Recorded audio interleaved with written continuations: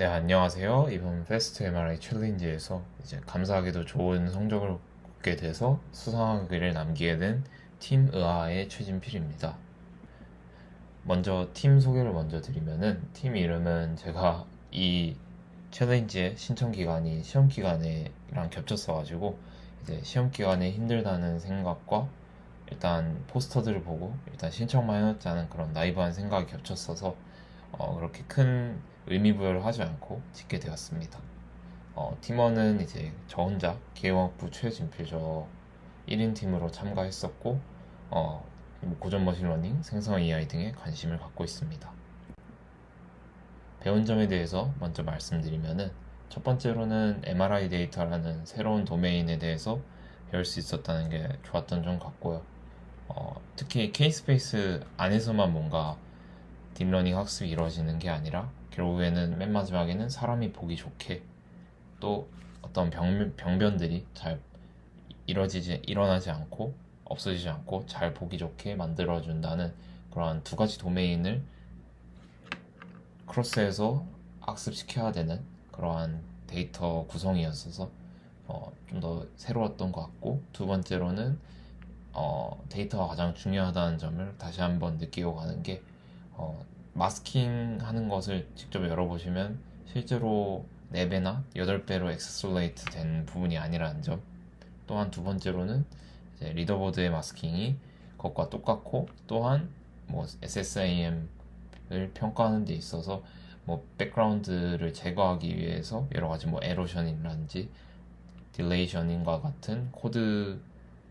구성이 있었다는 점, 세 번째로는 뭐 데이터 디스트리뷰션이라든지 뭐 심밸류가 뭐 슬라이스 바이 슬라이스로 좀 큰 차이가 있었다는 점, 이런 식으로 데이터들을 분석하는 데 있어서 앞으로의 실험 방향이라든지 어떻게 이러한 문제들을 처리하는지를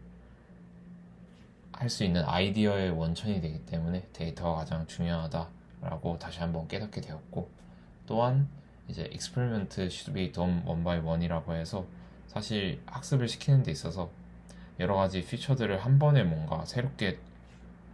바꾸고 그 다음에 학습시키고 그 결과를 확인하고 이런 식으로 뭔가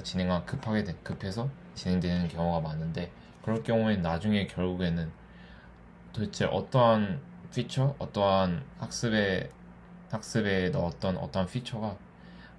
좋게 작용했는지를 결국에는 알 수 없기 때문에 이러한 베슬이라든지 HM 바이어스, 뭐 텐서플로우 라이트, 텐서볼드라과 같은 어떤 툴들을 활용해서 뭐 코드 버저닝이나 모델, 그래 트레이닝 로기를 좀 더 체계적으로 그리고 하나씩 쌓아나가는 게 좀 더 좋지 않았나 라고 하는 후에 플러스 배웠던 점이 아니었을까 싶습니다. 그리고 마지막이 아니라 다음 대회를 여시는 분들께 제안 드리고 싶은 상황에 대해서 말씀드리면은, 아무래도 이 챌린지가 다음 대회가 되면은 벌써 4번째가 된다 보니까 비슷한 포맷으로 가게 된다면은 좀 형평성 문제도 있을 것 같아서 인프런스 타임에 뭐 리미테이션을 둔다든지 아니면 K-스페이스 마스킹을 좀 바꾼다든지 위더우드 데이터 자체를 조금 이전 대회와는 다르게 가져간다든지 어떤 포맷들을 바꾸는 게 좋지 않을까 생각되고, 그 다음에 제가 다른 분들의 Q&A를 확인해 본 결과 뭐 디스크 메모리, 워크스페이스를 띄우는 데 있어서 디스크 메모리를 바꿀 수 있다는 그러한 기능 자체를 잘 이제 안내가 되지 않아서 좀 어려워하시는 분들께서도 계신 것 같아서 이런 피처들을 좀 소개하는 베슬 튜토리얼이 좀 더 풍부했으면 좋겠다라는 아쉬운 점이 있었던 것 같아서 좀 더 이러한 피처들을 잘 소개하는 튜토리얼이 있었으면 좋겠다라고 생각하고요. 그리고 마지막으로는 사실 참여하는 팀원 분들은 100팀이 넘어가는데 40팀 분들께서만이 단 한 번이라도 제출을 하신 걸로 알고 있어서 뭐 이러한 이제 GPU 할당을 좀 더 열정적으로 참여하실 분들께 먼저 할당이 되도록 하는 그러한 정책이 있었으면 좋겠다라고 하는 생각이 있었습니다. 그리고 다음 때에 참여자분들께 혹시나 작게나마 도움이 될 법한 내용들이 이제 내용들을 먼저 드리면은 데이터가 가장 중요하다는 말씀을 먼저 드리고 싶고, 그 다음에 일반적으로 오버피팅이나 리더보드에 있는 데이터와 디스트리뷰션이 좀 많이 달라서 도메인 제너럴레이션, 어그멘테이션에 대해서 고민을 많이 하실 텐데, 그런 것들에 대해서 MRI 관련된 데이터만, MRI 관련된 페이퍼만 확인하지 마시고 좀 다른 페이퍼들도 같이 확인하시면 좀 더 많은 인사이트를 얻어가지 않을까라고 생각하고, 모델 같은 경우에는 E2E 발넷 자체가 굉장히 강력한 모델이기 때문에 베이스라인을 좀 제대로 한 번은 학습을 시켜놔서 그것을 베이스라인으로 삼아가지고 그 다음에 모델 선정 시에 기준점으로 삼으면 좀 더 좋지 않을까라고 생각하고, 이제 마지막으로는 이제 익스페리멘트를 하는 데 있어서 코드를 관리하는 데 있어서 깃이라든지 베슬 자체의 기능이라든지 HM 바이어스나 아니면 다른 좋은 MLOS 툴들을 잘 활용하는 게 좀 더 챌린지를 효율적으로 참여하는데 도움이 되지 않을까라고 생각합니다. 네, 이상으로 수상소감 마치겠습니다. 감사합니다. 네, 마지막으로 간략하게 모델 구조에 대해서 또한 학습 방법에 대해서 설명드리도록 하겠습니다. 제 모델 같은 경우에는 E2E 발넷과 나프넷을 세퀀셜하게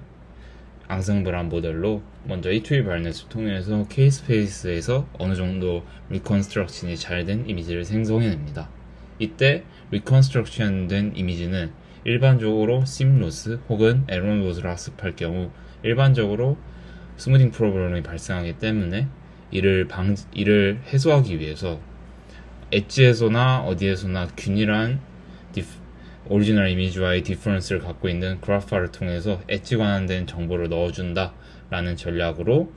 이때 활용하는 게 나프넷, 즉 이미지 투 이미지 도메인 리컨스트럭션 네트워크입니다. 이때는 오리지널 이미지와 E2E 발넷에서 리컨스트럭션 된 이미지, 그 다음에 그래파 리컨스트럭션 된 이미지를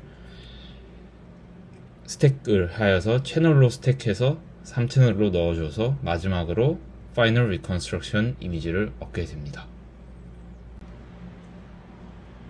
네, 그리고 학습 방법에 대해서 설명드리도록 하겠습니다. 이번 대회의 경우에는 지난 대회와 가장 큰 차이점을 갖고 있는 것이 프리트레인드 네트워크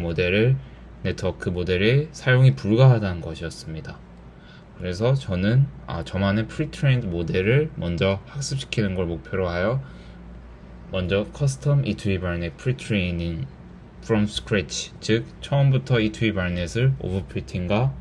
도메인 제너럴라이제이션 테크닉들을 활용해서 트레이닝을 시키고, 두 번째로는 이제 이렇게 학습된 E2E 발넷에 두 개의 캐스케이드 레이어를 추가하여서 좀 더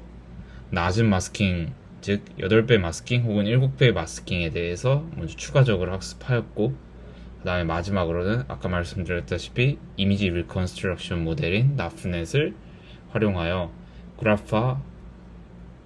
얻을 수 있는 정보 또한 인컴플리트하여, 즉 통합하여 활용하고자 하였습니다. 이상으로 팀 의아의 최진필이었습니다. 감사합니다.